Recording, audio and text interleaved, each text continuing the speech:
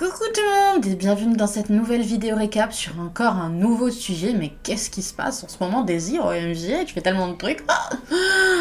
Je sors de mon techniquement deuxième atelier et ça je trouve que c'est extraordinaire dans le sens où la dernière vidéo que j'avais faite du coup par rapport à les interventions en collège, donc je précisais que c'était pas la première fois que je faisais une intervention dans un établissement, que j'avais déjà fait ça dans un lycée il y a quelques années de ça. Et bah là du coup je vous parle donc de mon atelier que je viens de faire aujourd'hui et du coup bah je fais écho à un autre atelier que j'avais fait du coup bah à la même période où j'avais fait ma première intervention en lycée, où j'étais toute oh mon dieu qu'est-ce que je vais faire, c'est une intervention et tout machin, et que j'étais tétanisée. Et bah quand j'avais fait cet atelier du coup c'était à l'époque en partenariat avec l'école de manga, donc où j'étais étudiante en 2016. Et quand j'ai fait cet atelier ça devait être entre 2017 et 2018, très certainement. J'étais pas du tout sûre de moi, de me dire oh mon dieu, mais je me sens pas d'animer un atelier, je me sens pas professeur, je me sens pas pédagogue, je vois pas comment je pourrais faire. En plus, c'était dans un trou paumé, je sais plus où, mais je me souviens que ça avait été super galère de prendre les transports pour y aller. J'étais restée sur le fait que oui, bon, j'avais animé un atelier, mais je me sentais toujours pas légitime, quoi. Donc du coup, quand la médiathèque de Cannes m'a proposé de faire un atelier cette année, j'étais genre est-ce que je vais y arriver Et je me disais, mais techniquement, j'en ai déjà fait un atelier, donc je suis capable de le refaire. Vraiment, mais cette année, j'ai l'impression que je reprends tout, comment dire, tous mes échecs, entre guillemets, toutes les choses qui m'ont donné de l'anxiété, où je me sentais bah voilà pas légitime de le faire, et j'ai l'impression que je reprends tout à zéro, ou en tout cas que vraiment l'univers me donne une seconde chance de faire mieux. Et du coup, bah, c'est ce dont on va parler aujourd'hui, parce que clairement, en fait, là, donc, je vous parle donc de cette journée d'atelier qui était littéralement le lendemain des interventions que j'ai fait en collège. Donc en 2 jours, j'ai enchaîné 2 événements qui me stressaient au possible. Dans des années et des années, en fait, je me suis collée sur la tronche cette étiquette. Non, je ne me suis pas collée. J'ai accepté l'étiquette qu'on me collait sur la tronche de la nana timide qui est incapable de s'exprimer en public, qui est super paralysée par le fait d'être face à des gens, de se sentir jugée, de se dire « et si jamais je suis pas à la hauteur de faire les choses », etc. etc. Et comment vous dire que ben là franchement j'ai l'impression de me redécouvrir moi-même en fait. J'ai vraiment l'impression que voilà, j'étais enfermée dans une case qui ne me convenait pas, qui ne m'a jamais convenu. Et que, bah, fur et à mesure que les semaines, que les mois de cette année 2025 passent, j'ai l'impression d'être une nouvelle Daisy, d'être vraiment bah, la personne que j'avais toujours voulu être, en fait, ce genre de personne qui arrive à parler aux gens, qui arrive à les intéresser, qui arrive à être souriante et aimable et chaleureuse et tout ce que vous voulez. Et je suis genre, mais c'est insane! C'est le genre de personnalité vers laquelle j'ai toujours été attirée. Je pensais sincèrement que je n'étais pas capable d'être ce genre de personne, et là, mais ces dernières semaines, ces derniers mois me mind blow, me font exploser le cerveau en mode bah si en fait, si tu y arrives là, regarde, c'est vrai. Voilà quoi.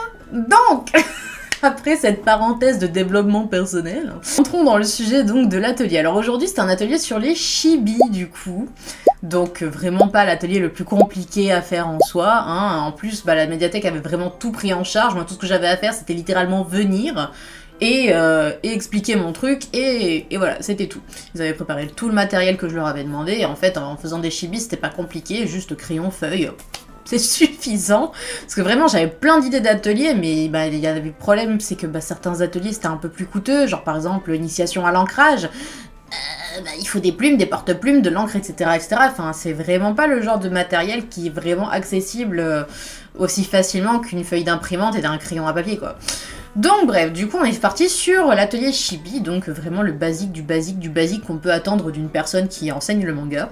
Oh mon dieu, qui enseigne le manga? Il y a professeur Daisy, OMG, Daisy Sensei qui a... Du coup, ouais, quand j'arrive, je vois la petite salle qui est déjà toute prête et tout. Alors, combien de personnes pour l'atelier et tout? Ah ben, c'est bon, j'ai vérifié, environ 4 ou 5. Je fais, c'est très bien, c'est très bien.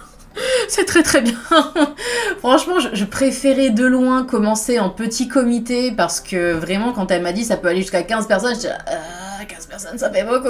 C'était très très bien, petit comité, c'était quasiment que des enfants, de ce que j'avais compris, mais au final, la plupart des parents sont restés. Au début, j'étais un peu intimidée de me dire, oh, attends, il y a des adultes. Et en fait, c'était un plus qu'il y ait des adultes parce que plus enclin à communiquer les adultes que les enfants. Surtout qu'au début, comme il n'y avait pas toutes les personnes qui étaient présentes, du coup, j'attendais un peu en mode et du coup vous avez quel âge et du coup vous avez déjà décidé et du coup j'étais super mal à l'aise parce que je me disais je suis obligée de les faire patienter, je sais pas quoi leur dire parce que je voulais pas commencer le cours, je voulais pas commencer l'atelier tant que tout le monde n'était pas présent parce que je me dis je vais pas répéter pour tout le monde, enfin bref. Donc au final, les deux personnes qui restaient sont arrivées, du coup j'ai pu commencer. Bonjour, je suis Daisy, je fais du manga, blablabla. Aujourd'hui je vais vous montrer comment faire un chibi, tout ça. Donc du coup je commence à faire mon rond, je leur explique comment ça marche, je leur fais plusieurs types de chibi différents, en leur disant voilà, là vous avez le chibi très très simple, là vous avez un peu plus détaillé, là un peu plus détaillé, etc. etc. Donc du coup je leur fais plusieurs postures, plusieurs coupes de cheveux. De temps en temps je regarde, je fais vous voulez que je vous fasse un modèle pour quelque chose, pour une expression faciale, pour un détail, j'en sais rien. Et alors le problème c'est que à part du coup, comment s'appelait-elle déjà? Je crois que c'était Françoise son nom, une des dames qui travaillait du coup à la médiathèque et qui restait pour l'atelier au final, mais merci à elle d'être restée parce que du coup ça m'a fait super plaisir. Elle était très, très investie, elle faisait son propre chibi, du coup elle me posait des questions et tout et c'était vraiment super chouette. À un moment donné, oui, comment on pourrait faire la bouche, un sourire et tout, je fais pas de soucis. Alors du coup je commence à faire le dessin et tout, là je lui montre comment je fais mon chibi, je fais moi j'aime bien avoir faire des grosses joues de hamster et tout. Et il y avait aussi, du coup, une professeure de français, si je me souviens bien, il me semble que c'était ça la matière qu'elle enseignait, qui du coup travaillait donc au collège des Valères où j'avais été faire mon intervention la veille. Et en fait, elle m'a expliqué qu'elle était co-enseignante avec l'autre professeur que j'avais rencontré du coup, et que elle de la classe que j'avais vue pendant mon intervention, ceux qui posaient énormément de questions, qui ont été adorables, avec qui j'ai passé un super moment. Et du coup, je lui ai fait plein de compliments en leur disant ah franchement vos élèves ils étaient trop bien, ils étaient super préparés, pas dissipés du tout, ils étaient au taquet et tout, machin, était là ah ça me fait super plaisir et tout. Je fais ah ben non c'est moi qui vous remercie vraiment, ils étaient pépites vos élèves, vous pouvez être très fiers d'eux et tout. Bref, du coup elle est restée pendant quasiment tout l'atelier elle aussi, et du coup elle faisait ses chibis aussi, j'étais genre oh c'est trop mignon, même les adultes ils font leur propre chibi, c'est trop mignon. Comme je passais autour des tables, alors c'est bon, ça se passe bien, est-ce que t'as besoin d'un conseil, qu'est-ce que tu veux savoir, comment faire ci, comment faire ça, je sais pas comment faire le rond, ah bah tu prends ton temps, fais un rond bien comme ça, machin, un peu plus gros peut-être, machin, ah c'est très bien ce que tu fais et tout, enfin vraiment j'étais en mode la full bienveillance, j'étais juste en mode ah c'est super et tout, machin, n'hésite pas à faire ci, peut-être réduis un petit peu là, blabla, enfin bref, j'ai essayé vraiment d'être la douceur le plus possible pour que vraiment les enfants se sentent encouragés, qu'ils se disent bah ok je commence tout juste à dessiner et du coup j'apprends et tout machin. Et il y avait une jeune fille du coup vraiment elle avait un bon potentiel et tout. À un moment je repasse et je fais oh putain les vêtements ils sont super et tout, et là elle montre sa montre connectée, elle me fait oui j'ai pris exemple sur le dessin et tout machin. Je fais mais c'est très bien, c'est comme ça qu'on commence, on s'inspire, on recopie, on produit ce qu'on voit. Enfin je lui disais moi tu sais les vêtements, les coiffures, enfin c'est pas un truc qui m'a popé d'un seul coup dans la tête, c'est à force de regarder, à force d'observer que ben voilà on développe son goût, on développe sa façon de faire. Enfin moi je sais qu'à l'époque je voulais m'inspirer de vêtements pour faire vraiment des tenues de qualité, n'est-il pas? J'ai tout de suite tapé Final Fantasy outfit. Je veux dire Final Fantasy pour moi c'est la référence en termes de graphisme, en termes de coupe de cheveux, en termes de détails, en termes de tenue, en termes de tout ce que vous voulez. J'ai quasiment jamais joué à un Final Fantasy de ma vie, mais même moi je suis capable de comprendre et de reconnaître que au niveau de la qualité esthétique, mais c'est le top du top Final Fantasy quoi. Donc bref, du coup c'est comme ça que moi mon style graphique, en tout cas ma patte au niveau des chara design a augmenté, a évolué parce que je me suis inspirée des meilleurs quoi. Tout ça pour dire que du coup j'étais en mode mais c'est très bien ce que tu fais, c'est très très bien. Il y avait des moments comme ça un peu de silence où personne ne me disait quoi que ce soit, du coup moi j'allais au tableau, je prenais le marqueur et je commençais à faire des chibis et tout. Et en fait ce qui était marrant c'est que je voyais que par exemple à un moment donné j'ai fait Cordelia dans sa robe froufrouteuse habituelle et ce qui m'a fait vraiment rire, c'est que du coup, je voyais qu'au final, les gens reproduisaient du coup ce dessin que j'avais fait de manière totalement aléatoire, en me disant il faut que je m'occupe. Et du coup, ça leur servait de base. Et j'étais genre, oh bah c'est super. Et à un moment donné, bah du coup, le premier chibi que j'avais dessiné, c'était un chibi de Jenny. Et du coup, il y avait un petit garçon qui avait reproduit donc le modèle que j'avais fait au tableau, donc du chibi de Jenny. Et quand il l'avait colorié, il avait utilisé des couleurs et j'ai fait... Ah bah c'est pas les bonnes couleurs du coup, mais il peut pas le savoir. Il a jamais vu Jenny en couleur. Du coup, il a fait les cheveux bruns, j'étais genre... Ça fait bizarre, mais ok. Donc bref, tout ça pour dire que les gens étaient bienveillants, les enfants étaient calmes et gentils, et ils faisaient leurs dessins, et ils étaient tranquilles, et tout s'est très bien passé. J'avais pas la sensation de ne pas avoir à être là, je vaquais à mes occupations, je faisais des tours, je demandais si tout se passait bien, etc. Enfin, vraiment, je me suis dit, je gère en fait. Je gère de ouf. Et genre à la fin, mais trop mignon. Genre en gros, mon heure d'atelier c'était de 10h à 11h. Et à un moment donné, du coup, mon contact à la médiathèque, elle est arrivée dans la salle, elle toque comme ça. Il est 11h15. Quoi? Oh mon dieu. Et du coup, il n'y avait pas d'horloge en fait à l'intérieur de la salle. Donc forcément, moi j'étais tellement focus sur ce que je faisais, je me rendais même pas compte du temps qui passait. Du coup, quand elle nous a dit qu'on avait dépassé l'horaire, j'ai fait... Enfin, mince, mais pas mince, parce que je me dis, putain, mais c'est génial, on était tous tellement investis dans ce qui se passait que du coup, personne n'a fait attention au fait qu'on avait dépassé l'horaire, quoi. Je me dis, mais tout le monde a passé un bon moment, même moi, je trouve ça trop génial. Et vraiment, mais l'anecdote la plus pipoudou-pinette que je peux raconter, une des petites filles qui arrivait à la fin, à un moment donné, elle me regarde comme ça, elle me fait, Madame, t'es magnifique. Et j'étais genre, oh. Et genre, elle me regarde et fait, Madame, je t'aime. Et j'étais genre, oh. Et là, elle vient et me fait un câlin et j'étais genre, oh. Elle m'arrivait à la taille, quoi. Elle était toute petite. Et elle me fait un câlin comme ça. Et du coup, j'avais un sac dans les mains et tout. Du coup, j'étais là en mode, oh, pas de patte. Parce que j'aurais bien voulu lui faire un vrai câlin. Mais du coup, comme j'avais les mains prises, je suis genre, oh, trop mignon. Je m'y attendais tellement pas. J'étais genre, oh, mais c'est quoi cette innocence? Oh my gosh. Non mais vraiment, mais un truc de ouf. Je suis sortie de là, j'avais le méga sourire sur le visage en mode mais je viens de faire un truc extraordinaire, mais c'est incroyable. Et comment vous dire que vraiment, mais c'est un truc de fou ce qui est en train de m'arriver parce que vraiment, là, les dernières séances que j'ai faites en EMDR, alors je sais pas si tout le monde connaît, du coup moi j'ai découvert ça récemment, donc je pense que c'est peut-être nécessaire que je l'explique. L'EMDR c'est une pratique en fait qui aide à travailler sur les traumas, les phobies, choses vraiment sur lesquelles on a des difficultés. Et moi, en fait, c'est ma monitrice de conduite qui m'a recommandé de faire de l'EMDR parce qu'à chaque fois que je passais mon examen, j'étais tellement stressée que je faisais n'importe quoi. Et elle me disait, en fait, toi, tu conduis bien, c'est juste les conditions de l'examen qui te stressent et du coup, t'arrives pas à gérer. Et elle me dit, essaye de faire de l'EMDR parce que là, vraiment, je peux plus rien pour toi puisque la conduite n'est pas le problème. Donc du coup, j'ai fait OK, donc j'y suis allée. On a travaillé donc sur plusieurs affirmations négatives et positives. En fait, c'est comme ça que fonctionne l'EMDR. En fait, on essaie de trouver quel est le cœur du problème. On dit, voilà, quand je vis cette situation stressante, elle me disait, qu'est-ce que tu te dis? Quelle est la phrase qui vraiment ressort le plus au moment où tu te sens pas bien? Qu'est-ce que tu te dis à toi-même, etc. Et moi, je disais, moi, j'ai l'impression de pas être à la hauteur, en fait. J'ai l'impression de pas y arriver. J'ai l'impression que j'en suis pas capable. Voilà, c'est ça que je lui disais pour la première séance. J'ai l'impression que je ne suis pas capable d'y arriver. Donc, du coup, on a bossé là-dessus. La première séance s'est bien passée, mais je sentais qu'il manquait encore quelque chose. Donc, du coup, j'y suis retournée. Et la fois suivante, j'ai dit, j'aimerais qu'on travaille sur une phrase qui est « je ne suis pas à la hauteur ». Et là, ça bloquait de ouf.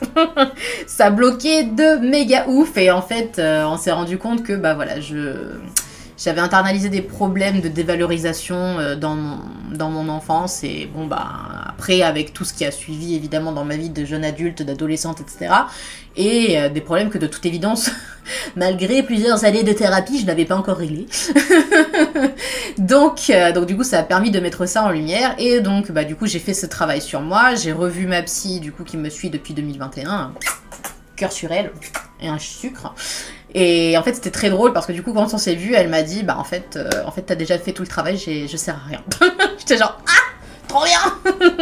Je préférais largement payer cette séance pour qu'elle me dise ça plutôt que de ne pas payer de séance du tout. Au moins j'avais sa confirmation que j'allais dans le bon sens, que j'avais fait ce qu'il fallait, que je me disais ce qu'il fallait. Parce que parfois on peut avoir l'impression qu'on va mieux, qu'on fait les bons efforts, mais en fait on se plante totalement. Donc je le sais parce que ça m'est déjà arrivé. Donc bref, du coup elle me dit c'est bon, tu as mon feu vert, tu fais très bien ce qu'il faut pour aller mieux, donc il n'y a absolument aucun souci. Donc du coup je refais ma dernière séance de MDR, et là du coup donc la fameuse phrase je ne suis pas à la hauteur, ça passe crème, je vois que j'ai parfaitement géré au niveau de mes insécurités, etc. On arrive à compléter le processus pour que je finisse par lui dire que oui, je suis à la hauteur, tout va bien se passer. Et c'était donc 2 jours après la séance de MDR que j'avais fait donc mes interventions en collège. Et j'ai vu effectivement les résultats que je me sentais beaucoup moins stressée que ce que je pensais. Alors oui, il y avait l'appréhension bien sûr, mais quand j'étais dans le moment, dans l'instant, à parler aux jeunes, à poser des questions, à faire mon pitch, etc., ça se passait bien en fait. Et là, pareil pour cet atelier dans lequel je stressais de ouf, de me dire mais est-ce que je suis vraiment à la hauteur pour enseigner littéralement à dessiner des chibis, c'est pas quand même le truc le plus compliqué du monde, hein. Mais je me disais quand même, est-ce que j'ai la légitimité à me tenir devant ce tableau, à prendre ce marqueur et à leur dire oui voilà, c'est comme ça qu'on fait, etc., blablabla. Oui, j'étais totalement à la hauteur, et oui, j'étais totalement légitime d'être là. Oui. Donc, tout ça pour dire que je suis tellement contente, mais alors tellement contente vraiment de m'être lancée dans cette aventure de mangaka à temps plein. Parce que vraiment, là, je suis en train de régler absolument toutes les insécurités que j'avais à propos de moi-même. Toutes les choses dont je ne me croyais pas capable, toutes les choses dont je ne pensais pas légitime, toutes les choses que je ne pensais jamais réussir à faire parce que j'étais persuadée que j'étais pas faite pour ça, que j'avais pas la personnalité pour, j'avais pas les capacités, les aptitudes, tout ce que vous voulez. J'avais énormément de cette dévalorisation constante sur moi-même, de me dire non, on t'a dit que tu pourrais pas y arriver, on t'a dit que tu pourrais pas en vivre, donc forcément c'est ce qui va se passer. Que dalle. Que dalle. Franchement là, pour une intervention en collège et plus l'atelier, ça fait déjà pas mal de sous-sous qui rentrent dans la cagnotte. Je suis carrément capable de trouver des ressources pour vivre de mon métier. Je suis pas obligée de faire que de la vente de livres, je peux faire d'autres choses qui du coup me rapportent de l'argent et qui sont toujours en rapport avec mon métier. Donc voilà, n'abandonnez jamais vos rêves. Oui, ça fait très cliché ce que je dis, mais je m'en fous. N'abandonnez jamais vos rêves. Quand vous savez que vous avez les capacités, même si le monde autour de vous vous dit le contraire, même si les gens vous disent « Oui, mais peut-être que c'est pas très sécurisant, il te faudrait peut-être un job dans une banque, c'est plus simple et tout, blablabla. » On s'en fout. Si tu veux travailler dans une banque, tu travailles dans une banque. Si t'as pas envie et que tu veux faire autre chose, tu fais autre chose. Fais ce qui te plaît. Oh my goodness, vraiment, mais s'il y a un truc que vous reteniez de cette vidéo, c'est quand vous avez ces adjectifs qui vous collent à la peau. Par exemple, moi, l'adjectif timide. J'ai cet adjectif qui me colle à la peau depuis que je suis gamine. Est-ce que j'aimais cet adjectif? Est-ce que j'aimais dire que j'étais une fille timide? Non! Non, ça me faisait chier de me dire oh, je suis trop timide pour parler aux gens, je suis trop timide pour prendre l'initiative, je suis trop timide pour faire ci, je suis trop timide pour faire ça. Ça me faisait chier. Ça me faisait sincèrement chier cet adjectif de timide là. Donc là, je suis en train d'en sortir. Donc franchement, prenez le temps, faites une liste des adjectifs qui vous pensez vous caractérisent. Prenez le temps, mettez une feuille, un fichier Word, peu importe, prenez un stylo, prenez un clavier, peu importe. Faites une liste des adjectifs qui vous définissent à l'heure actuelle. Et ensuite, faites une colonne et vérifiez si vous vous sentez à l'aise ou non. Oui ou non. Est-ce que je me sens à l'aise? Oui, non, avec cet adjectif qui me colle à la peau. Et ensuite, faites le travail nécessaire pour vous débarrasser de ce putain d'adjectif de merde si vous ne vous sentez pas à l'aise avec. Parce que franchement, moi, plus je fais des efforts pour pas être timide et plus je me sens mieux dans ma peau.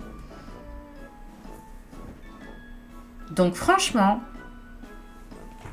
faites un petit bilan de vous-même là et essayez de vous dire est-ce que vraiment je suis en accord avec cette version de moi-même ou pas? Ou est-ce que je voudrais pas être quelqu'un de différent? Ok? Je veux pas vous forcer la main, mais vraiment, moi, je me sens tellement mieux dans ma peau. J'ai envie de vous diffuser cette énergie, ok? J'ai envie de vous diffuser ces paillettes dans la tronche et de vous de vous démonter le cerveau et de le remonter à l'endroit pour que vous vous sentiez aussi bien que je me sens moi-même actuellement. Genre, vraiment, vous savez, ce genre de moment où vous vous mettez à sourire de manière naturelle. Genre, j'étais tellement surprise quand j'étais à l'arrêt de bus et que je me suis mis à sourire parce que je repensais du coup à mon atelier de me dire oh là là, ça s'est super bien passé, j'étais trop fière de moi et tout. Et j'étais genre, c'est quand la dernière fois, bon à mon avis ça ne va pas être si loin que ça parce qu'il m'est arrivé tellement de trucs cool cette année, et je me disais quand même c'est quand la dernière fois que j'ai souri de manière tellement naturelle comme ça, tellement sincère, tellement spontanée, voilà, qui n'était pas due à une série, qui n'était pas due à un mème, juste parce que voilà, je me sentais heureuse d'avoir vécu un truc heureux. Voilà. Bref, je vous envoie les paillettes. Je vous envoie les paillettes dans la tronche pour que vous vous sentiez heureux vous aussi. C'est important. Catra doit se demander qu'est-ce que je suis en train de foutre. Non, en vrai, elle en a rien à cirer. Elle est tranquille, elle vit sa meilleure vie, elle tape sa meilleure sieste. Bref, sur ce, je vous fais d'énormes bisous. Je sais pas du tout quelle sera ma prochaine vidéo. Peut-être mon récap de la grande vague. Une fois que j'aurai fait du coup ce salon. Dernier week-end de novembre. Donc ben voilà, sur ce, je vais vous faire des gros bisous. Et je vais vous dire à très très bientôt. Et prenez soin de vous. Et n'oubliez pas de faire ma petite liste là que je vous ai conseillée parce que c'est très important. Et je vous envoie des paillettes. Et des bisous. Et de la douceur.